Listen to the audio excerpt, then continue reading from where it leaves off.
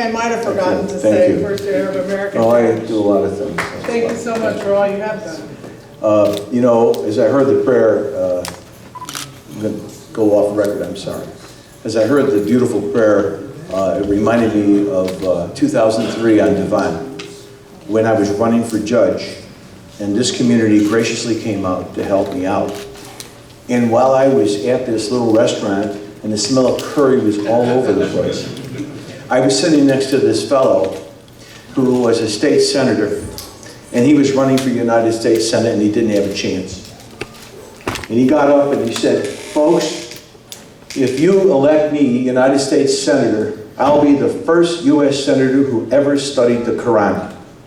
And that was Barack Hussein Obama. What a privilege it was to meet him on several occasions while I was running for judge back in 2003. He's a beautiful man. I just want to talk a little bit about our situation here. You know, no one has to be reminded that our community, Arab, Muslims, Americans, are in a state right now of somewhat of disarray because of the negative rhetoric that we've heard through the campaign of last year. We've heard people say that, well, you know, we're not qualified to be president, or that we should be banned from Illinois or the United States because of our religion or ethnicity, or that we should be surveyed or registered or made to register with the government, and other disparaging remarks. And you know, it's clear to me, having studied this with Judge Simpkins way back after 2011, who's here today, that when there's negative rhetoric, there's hate violence.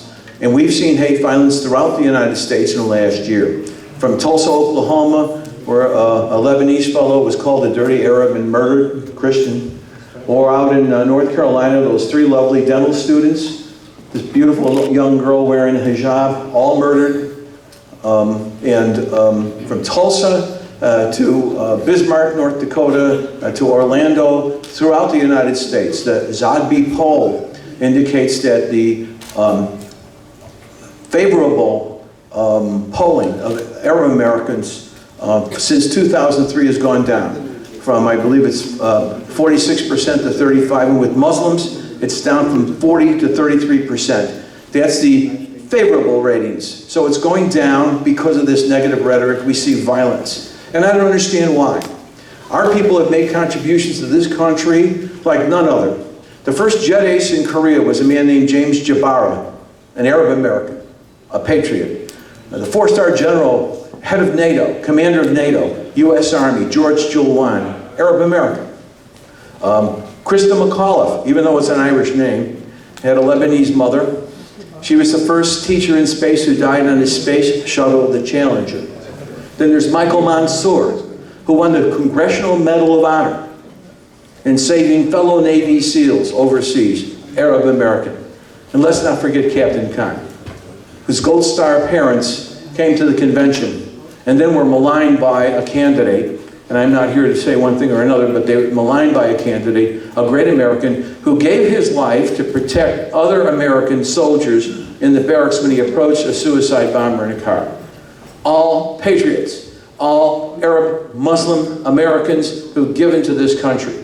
So why is this that we're hearing this kind of rhetoric? Why is it we're hearing this kind of demeaning, defaming, defiling statement?